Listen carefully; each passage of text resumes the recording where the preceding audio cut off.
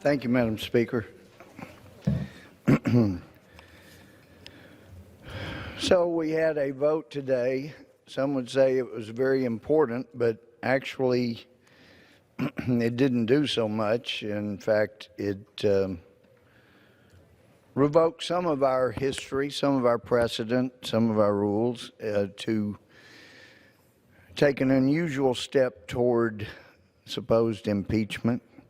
I still continue to be of the opinion that we will not end up having a vote in this chamber on whether or not to actually impeach President Trump, because if that happens, it goes to the Senate. It gets slammed down in the Senate, both on the basis of massive failure of due process as well as no evidence, no direct evidence of any wrongdoing, unless we're talking about someone that is a Democrat and has held the second highest office before. But this is not due process. Oh, and by the way, of course, once it gets to the Senate, they vote it down. Then it assures a repeat of '96 where the current president is reelected, and I'm sure my friends across the aisle don't want to do that. So I still am of the opinion, I don't think we'll end up with a vote to actually impeach or not impeach President Trump. We'll see how that plays out. But it is worth looking at precedent. As an old history major, never has quit studying history.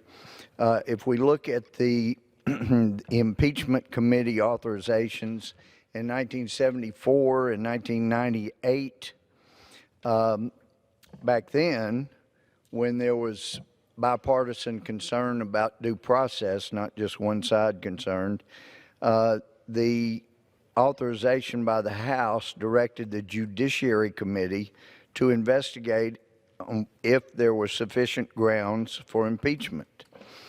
Currently, though, the Speaker had directed 6 different committees with House Intelligence at the forefront to continue their ongoing investigations as part of what was called an impeachment inquiry. Regarding the subpoena power in 1974, 1998, what was authorized in the resolution back in the days when there was concern about due process and fairness and ensuring justice would be done. The resolution authorized both the chairman and the ranking member of the Judiciary Committee to issue subpoenas, acting jointly or unilaterally. Either the chairman or the ranking member declined to act, then the other had the right to refer the decision to full committee. Currently, under what we voted on today, it authorized the chair of Intelligence, Chairman Schiff, and Judiciary Committee to issue subpoenas, but the authorization to the ranking members only is with the consent or approval of the chairman. It's incredible. I mean, basically, our friends have said, well, it's like a grand jury. Well, I have been a prosecutor in front of grand juries. I have been a judge who impaneled grand juries, answered their questions, and dealt with issues that arose over grand juries. I'm quite familiar with them. And with a grand jury, every single person on the grand jury who is going to get a vote gets to hear every witness, gets to ask any question they wish, and they could even send the prosecutor out of the grand jury if they wish. They're only there as an advisor. But what we've had not only was a sham impeachment inquiry, but they actually had armed guards outside of the sensitive compartmented information facility, a Schiff, had armed guards with guns to try to keep us out. People like me on Judiciary Committee, who is fully authorized under the current rules to sit in on any impeachment inquiry, participate, because the rules through precedent have made clear it's the Judiciary Committee that does that. The Speaker can't just stand up and say, I'm changing all the rules unilaterally, except for the fact that in this case, that's exactly what happened. Forget the rules. I'm decreeing these are the committees that will do an investigation. And I didn't realize until we went into the Schiff, which I'm authorized to do, and which under the rules, judiciary having jurisdiction, I should have a right to hear each one of those witnesses. I didn't know until we got in there. It turns out Chairman Schiff, each time a witness was about to begin to speak to the Intelligence Committee, the committees, he would instruct, now, this is unclassified, so if a question is asked that you think might end up revealing something classified, then you can just say you can't answer, might reveal classified information. Sounds to me like that was instruction. When the Republicans ask you a question you don't want to answer, just say, well, it may reveal classified information, and you don't have to answer their questions, except that then we find out that in the more recent depositions, the witnesses were actually instructed not to answer questions. Well, this metaphor of a grand jury totally breaks down. It doesn't apply. There's never been a grand jury where one grand juror could tell the witness, you don't have to answer these other grand jurors' questions. And we're going to put armed guards where people that are on the grand jury can't get in to hear the testimony if we don't want them to hear the testimony. Sure, they'll have to vote at some point, but we're going to put armed guards to keep the biggest part of the grand jury out of being able to see the witnesses, to see their countenance as they answered questions. It's why both in military courts martial that I participated in federal trials, in state trials, we have an aversion to having depositions. Yeah, you have a lot of depositions in civil trials, but in criminal trials, something as important as liberty, and I would submit a president being thrown out that was duly elected, is just as important. In such a case, you get to ask the questions, you see the questions, you get to hear the answers, and you get to observe the witnesses. It's important. And yet, under orders of the Speaker and Chairman Schiff, this so-called comparative grand jury kept the huge majority out of being those hearings where we could hear and see for ourselves.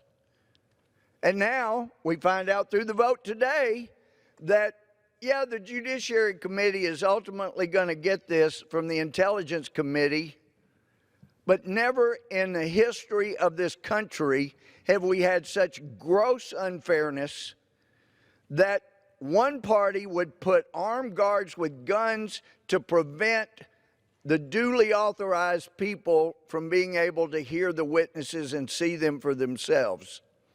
And then, oh, we hear from this resolution today, we're going to send you the depositions after we get through doctoring and looking at and editing the transcripts. We'll send you those so you have the evidence you need. That's not the kind of evidence that a coup should be based on. If we're going to have what they're trying to legalize as a coup, we ought to have a right to see each of those witnesses. And the only potential use for the deposition should be impeachment of those witnesses. Nothing else, not for anything substantive. The president's attorney, unlike in 74 and 98, were not allowed to be there, even see and hear the witnesses. So the references to this being a star chamber are not inappropriate. It's outrageous what's been going on for people who truly care about due process. Regarding the procedures now, the Judiciary Committee must operate pursuant to the procedures imposed by the chairman of the Rules Committee. Well, previously, one of the oldest committees in the House of Representatives, the Judiciary Committee, in prior impeachments made the rules for the impeachment hearing. We didn't have it dictated by the Rules Committee. No, because this is the Judiciary Committee. These are people that are supposed to have expertise in constitutional issues. So, when you have the committee that has more expertise in constitutional issues, what did the majority do? We don't want the committee with the most expertise on constitutional issues dealing with these constitutional issues. We want to put armed guards outside a hearing and have it in a secret compartmented information facility. And we're not going to let the other side call their own witnesses so we get a fair picture of what actually went on. And we're not even going to let them ask questions we don't want them to ask. We'll instruct the witnesses not to answer. Because, you see, they want it to be a one-sided, non-due process sham court. And it's about to push this country to a civil war if they were to get their wishes. And if there's one thing I don't want to see in my lifetime, I don't want to ever have participation in, it's a civil war. Some historian, I don't remember who, said guns are only involved in the last phase of a civil war. What's gone on here has not protected the Constitution. It's not protected the institutions. It's not protected this little experiment in self-government. No, what it has done is put it all at risk. Because what some people in this body don't seem to understand is when you set a precedent as dangerous as what we have been watching for the last 3 years, it won't be me, but there will be Republicans. If this isn't stopped, there will be Republicans that will take the precedent of what the Democrats have done here and use it against a Democratic president. Try to set him up and create a coup. Like I say, it won't be me, but that's the way history works.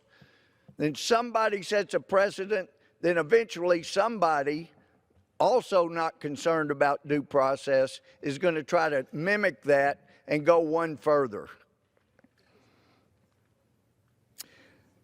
In 1974 and 1998, the committee procedures during those Clinton and Nixon impeachment processes, they included the ability of the President's counsel to attend all hearings, including those in executive session, question any and all witnesses called before the committee, submit written questions for additional testimony, and precise summaries of what he would propose to show and respond to evidence received and testimony presented either orally or in writing as determined by the committee. The President's counsel could also review all evidence obtained in the course of the impeachment inquiry. Not only has the President's counsel not been allowed to do any of those things that have been done in the past to ensure due process and fairness, even the rest of this voting body that will have to vote on an impeachment were not allowed to see the witnesses, to hear the witnesses, to review the transcripts until after they're through working with the transcripts. This resolution today bifurcates the impeachment, only allows President's counsel to participate in Judiciary Committee proceedings. It provides no ability to participate in the ongoing Intelligence Committee investigation. If we presume that the procedures the Rules Committee have dictated to us on high allow the President's counsel to participate in Judiciary Committee proceedings at all, he'll only have access to documents transmitted to the Judiciary Committee and not all the material obtained in the course of the Intelligence Committee's hearings. And I just happen to have House Resolution 803 from 1974 that involved, well, it was from Democratic Chairman Rodino from the Committee on the Judiciary. See, that's the way it's supposed to be done. That's the way it's been done in the past, 74, 98. And under the rules that the Democrats passed earlier this year in January, the rules say if a rule is not specific about a matter, then precedence is the rule. That's the rule. And it's been ignored repeatedly.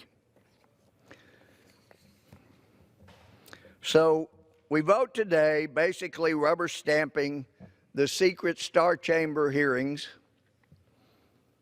the one-sided questioning of the witnesses. Oh, we did hear today, Republicans had equal time to the Democrats. It's just that Democrats could ask whatever they wanted and get answers, and Republicans couldn't. Impeachment in the past, when we've impeached federal judges before, came through our Judiciary Committee, very bipartisan, because even as recent as the last 10, 12 years, even Adam Schiff realized when you're going to remove a federal officer from a position who's duly placed in, you got to make sure you provide due process and you have buy-in on both sides. There was no buy-in today because even though there are some Republicans that are they're not big fans of the president,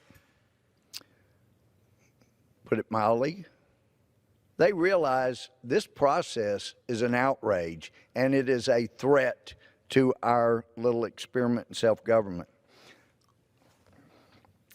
So an article comes out yesterday by Paul Sperry entitled "The Beltway's Whistleblower Furor Obsesses Over One Name." To my knowledge, I've not ever talked to this Paul Sperry with real clear investigations. But he brings out a name that's been bandied about on the internet. A lot of people speculating this guy was the whistleblower.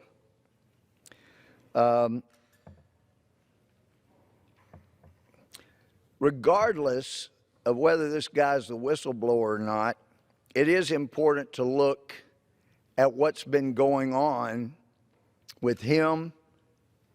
Just forget about the claim he's a whistleblower. Look at what he has been doing. And the more you find out, the more you realize, wow, President Trump should have revoked clearances for prior potential conspirators long before he did. But in the article, it mentions his 33-year-old, we already knew he was a male, that he worked for Vice President Biden, and this guy, he was held over from the Obama White House. And one of the things that President Obama was able to do so much better than President Trump was make sure that the people that worked in the White House, in the CIA, in the DOJ, the FBI, but especially in the White House, in the old executive office building for the vice president, they made much better certainty that everybody there was going to be loyal to President Obama and Vice President Biden. They did a magnificent job of that.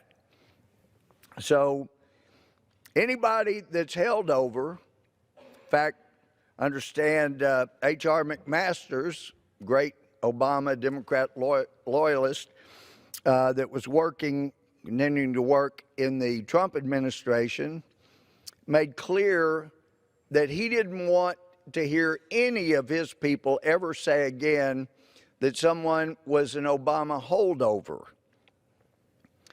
I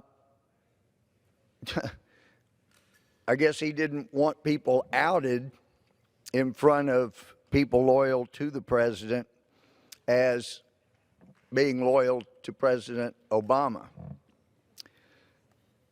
But McMaster's also was a boss of this guy.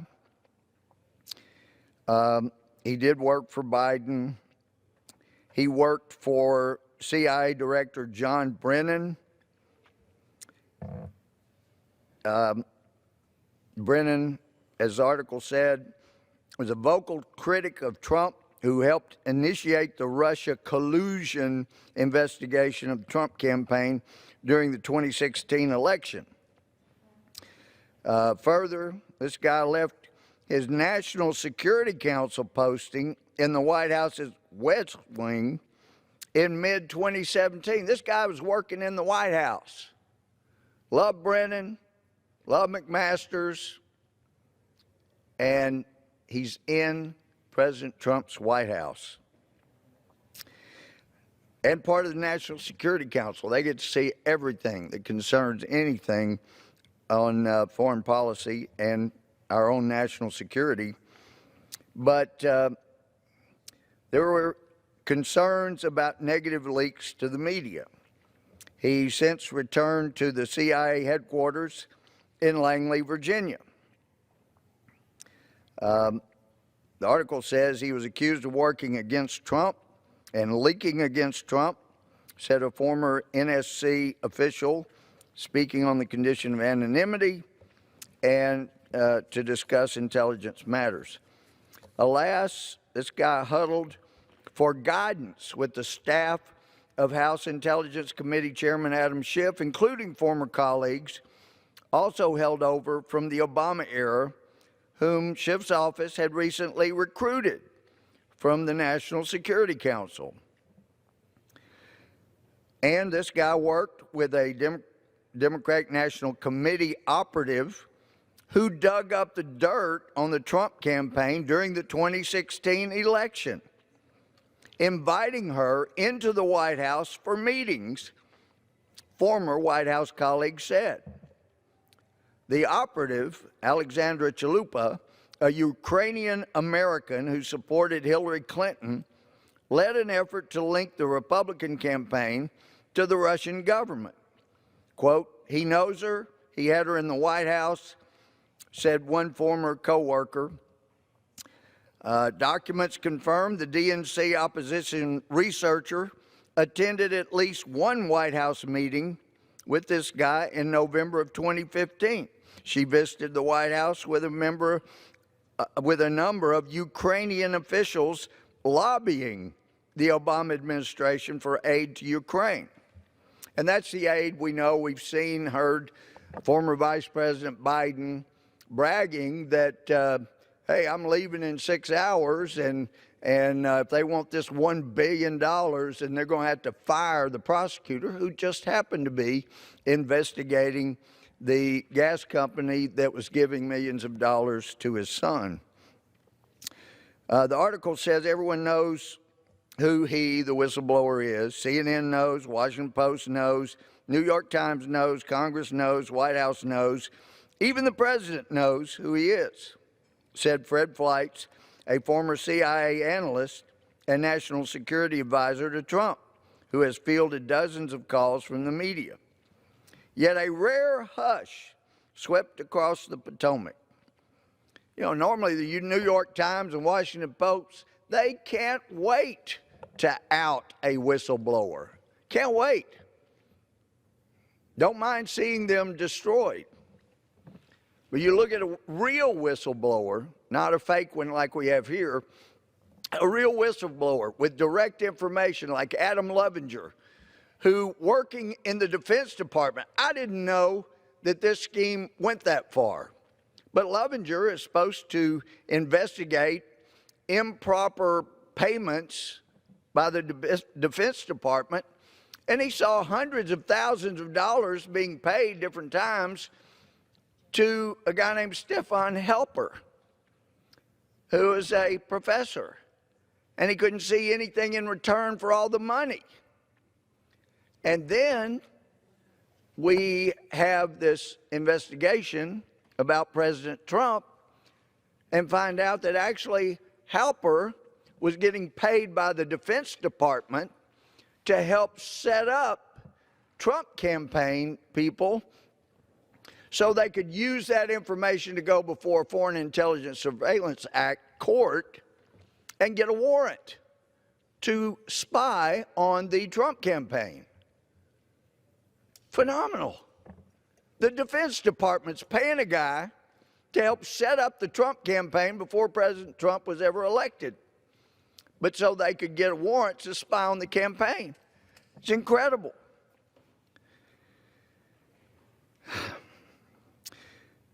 Article says, Trump supporters blame the conspiracy of silence on a corrupt and biased media trying to protect the whistleblower from due scrutiny about his political motives. They also complain Democrats have falsely claimed that exposing his identity would violate whistleblower protections, even though the relevant statute provides limited, not blanket, anonymity and doesn't cover press disclosures. His Democrat attorneys, meanwhile, have warned that outing him would put him and his family at risk of harm, although the government security personnel have been assigned to protect him. And I come back to the facts. There are lots of people that have testified adversely to President Donald J. Trump. As far as I know, they're all still living, breathing, saying nasty things about him. Their health is not put in jeopardy in any way. Their personal safety is not a problem. Now, that's not true of some other people that have been in high positions in this town where people end up dead in the morgue. I'm not saying they caused it. I'm just saying if you're worried about outing some incident, somebody, President Trump's not the one you need to worry about. Fleitz said they're hiding him. They're hiding him because of his political bias.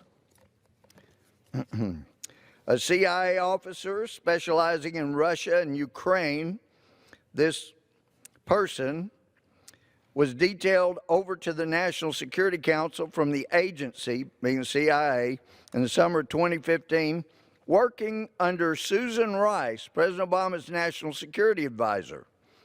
He also worked closely with the former vice president. Let's see, that's the same Susan Rice, according to a book in recent few years. According to that book, reported that Secretary Clinton called her husband and said, they're wanting me to go out there and say this attack in Benghazi was all about a video. And the advice was, you know, you can't be the one that goes on the Sunday shows because nobody's going to buy that. So Susan Rice was picked to go out and tell people the attack in Benghazi was based on a video, when most everybody, maybe not Susan Rice, but most people that had looked into it at all knew it was not about a video at all. And the administration, Obama administration, had been warned repeatedly of the threat that was coming and didn't give them the security they needed, nor did they allow anyone to go lift a finger to help the people at Benghazi. And I love hearing people on the other side say, oh, you investigated Benghazi for so long, you had nothing. Yes, that's because the Obama administration wouldn't produce anything that we asked for, the important things we asked for. They covered things up. Same on Fast and Furious. And we didn't have a speaker on the Republican side that would allow us to go to court and get those things released. So the more important things that got released were a result of Judicial Watch, Tom Fitton's folks going to court and getting a court order to get things produced. But still, there was so much that was not produced. We don't know all the facts about what happened.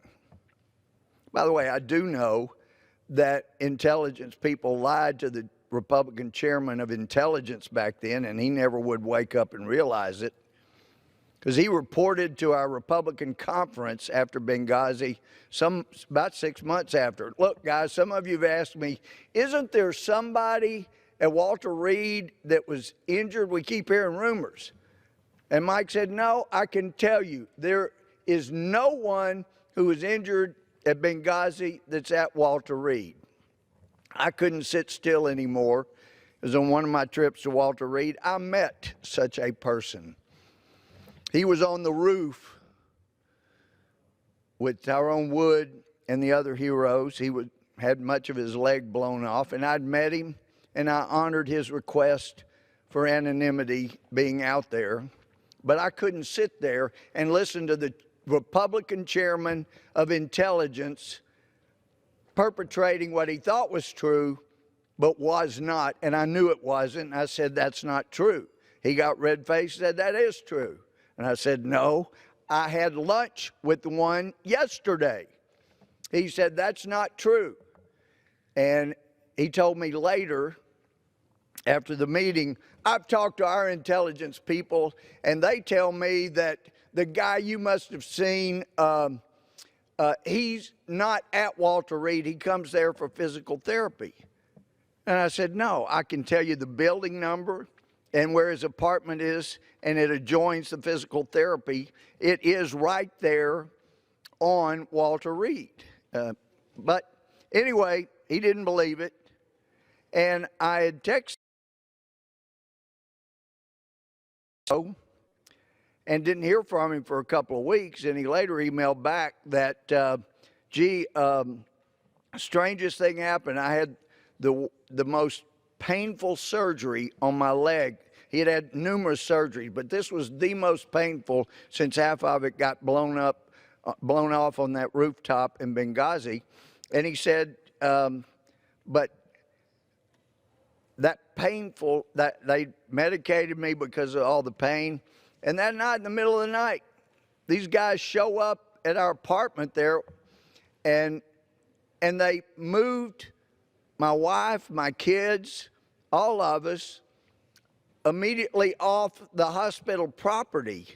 It doesn't make sense. Well, it made sense to me because we had intelligence people that were covering up the lie that they had told to the chairman of Intel, because he was a Republican chair. I bet they don't lie like that to Adam Schiff. Anyway, federal records, according to the article, showed that Biden's office invited this guy to an October 2016 state luncheon. the vice president hosted for Italian Prime Minister Matteo Renzi. Other invited guests included Brennan, as well as then FBI Director James Comey, then National Intelligence Director James Clapper. Several U.S. officials told Rear Clear Investigations that the invitation was extended to this guy who was a relatively low-level GS-13 federal employee, and it was unusual and signaled he was politically connected inside the Obama White House. Former White House officials said this guy worked on Ukrainian policy issues for Biden in 2015-2016 when the vice president was President Obama's point man for Ukraine. He was a Yale graduate, speaks Russian, Ukrainian, as well as Arabic. He'd been assigned to the NSC by Brennan. He was held over into the Trump administration, headed the Ukraine desk at the NSC under President Trump, eventually transitioning into the West Wing until June 2017. He was moved over to the front office to temporarily fill a vacancy, said a former White House official, where he saw everything, read everything. The official added that it soon became clear among NSC staff that this guy opposed the new Republican president's foreign policies. Quote, my recollection of this guy is that he was very smart, very passionate, particularly about Ukraine and Russia. That was his thing, Ukraine. He didn't exactly hide his passion with respect to what he thought was the right thing to do with Ukraine and Russia, and his views were at odds with the president's policies. In May 2017, this guy went outside his chain of command, according to a former NSC coworker, to send an email alerting another agency that Trump happened to hold a meeting with Russian diplomats in the Oval Office the day after firing Comey, who led the Trump-Russia investigation. The email also noted that Russian President Vladimir Putin had phoned the president a week earlier. Contents of the email appeared to have ended up in the media, which reported Trump boasted to the Russian officials about firing Comey, whom he allegedly called crazy real nut job. In effect, this guy helped generate the Putin fired Comey narrative, according to the research dossier making the rounds in Congress. So anyway, it's a mess. Now, one of the things about whistleblower protections, though, is if you were to be prosecuted for committing a crime, then the whistleblower status could be used to help hold off potential prosecution. It's my understanding that it would not likely win the day, but it could delay prosecution. So say hypothetically, you worked for somebody like Brennan, or say hypothetically you worked for somebody like McMaster's and Brennan, and you helped come up with a conspiracy to oust a duly elected sitting president by alleging some conspiracy with Russia, and you found out that the Attorney General and the U.S. Attorney assigned to investigate the origins of the Russia hoax were closing in on participants of your conspiracy. Well, if you had a really smart lawyer, he might just tell you, if you could get a whistleblower status, if they start closing in on you, then we can start filing motions to keep you out of that prosecution because you're a whistleblower, you're in a protected status. It shouldn't prevent the ultimate prosecution, but it could delay things for a while. So it could make sense if you're a co-conspirator in trying to bring down a duly elected president that you might want that whistleblower status. But the problem that is, and this is a problem for a tainted inspector general who would protect such a whistleblower, because if you're complaining, it has to be, to get that status, somebody in your chain of command, and the president was not in he's not in the whistleblower's chain of command, because that's outside of his intelligence, the CIA. So it has to be within that leadership ladder, and the president's outside of that. So he wasn't a real whistleblower, and plus a whistleblower has to have direct evidence. What we've seen with this march of the gossip mongers is best described, that's been paraded into the secret Star Chamber with the armed guards outside of it so that other members of this grand jury can't get to see and hear the witnesses. It really appears to be a march of those who don't like President Trump and are so willing to sully, in some cases, valiant military service, great career. They're willing to have that tarnished and sullied by becoming gossip mongers. For example, one person that apparently had a great career in the Army, William Taylor. Understand he was in the infantry for 6 years. I was at Fort Benning for 4 years, and I can tell you, anybody that was a commander in the infantry didn't last any time at all if he allowed gossip mongers like he has become to come before him and say, Captain, I heard that somebody else heard something that was said. You'd throw him out of the office. I'm not going to be running a gossip column here. If somebody knows something directly, send them to me. But don't you come in here being a gossip monger. Well, now he's become the gossip monger. Well, I heard that somebody else heard that they heard the president say. And I just come back to this as someone who had to sit and listen and evaluate evidence and make life and death decisions in a courtroom. You analyze, what kind of person is this before me as a witness? And if you have a witness before you that is willing to try to destroy and remove a president from office who was duly elected under our Constitution, and they're now willing to use second, third, fourth-hand gossip, it tells you they are not the great person that they once were. They are not the patriot they once were. They're nothing but gossip mongers. And it should, if you're going to be a fair arbiter of truth and justice, it should dramatically diminish your evaluation and analysis of what they have to say. This is not a classy person. This is a gossip monger. And that's what William Taylor became for the Intelligence Committee. And that's what Vindman became. And some have said, oh, gee, Lieutenant Colonel Vindman, you know, he's the ultimate American. He even came in uniform. Well, I was trained, if you're going to say bad things about someone in your chain of command, including the commander-in-chief, because a lot of us were not happy with President Carter when I was in at Fort Benning, but we all knew you can't say anything negative about President Carter, and especially not in uniform. Doesn't matter if it's true. You can't do it. He comes in parading in his uniform to try to take down a sitting president. And he uses gossip to do that, you know.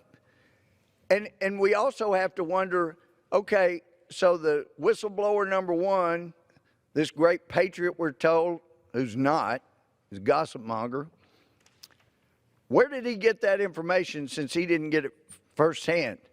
He was not allowed to receive information about those telephone calls the president made to a leader of another country. So somebody violated the law by telling him. We don't know who that was, but whoever it was, Vindman or anybody else, there's a good chance they committed a crime. And that crime and all of the surrounding information about their crime should be admissible in helping impeach and analyze that witness's testimony. So you ought to be able to pursue it. But we're told when Republicans were asking Colonel Vindman, who you told about this, who did you transfer information to, they were shut down by the chairman. Well, that tells you the chairman must know what the answers were, and he didn't want the Republicans to have them. And it sounds to me like there's a chance he committed a crime, and that was being covered up. Because otherwise, if you want due process, if you want a fair process, if you want justice, then we've got to hear the good, the bad, the ugly, so we can make a fair determination. And every person elected as a member of Congress is going to have a right to vote on that impeachment if it ever comes up, and we have a right to hear the witnesses. Anything else is a sham. And by the way, this Colonel Vindman, turns out, it's been published, he went to the stenographers, and we'd heard previously from the president there were 4 stenographers who take down everything. Well, I've used court reporters my whole adult life, and they miss a word time to time, and I've had to fix transcripts where they miss something. We have that problem here. They're amazing. These stenographers are absolutely incredible, but they miss a word time to time. But they've got 4. And apparently we're told the reason is they don't want to tape it, so no foreign leader has to worry about ever hearing his own voice say things that he said in a private conversation with the President of the United States. So they have 4 stenographers, 4, so that they make sure they get exactly what was said. And this guy Vindman goes to the stenographers and tells them, I want to get these words inserted in the transcript.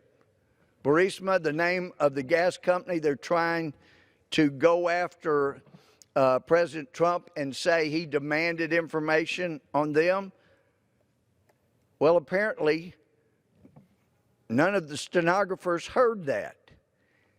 It sounds like not only is he a potential criminal for leaking information that people weren't supposed to get it, but there's also potential there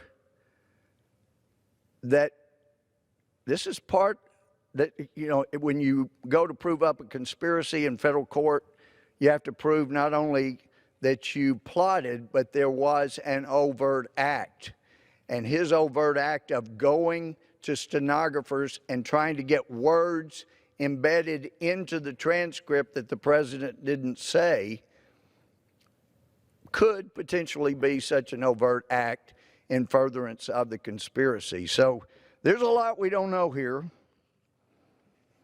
but this process has the possibility to bring this nation's constitutional republic to the brink of the end on our watch. This ought to be a bipartisan thing.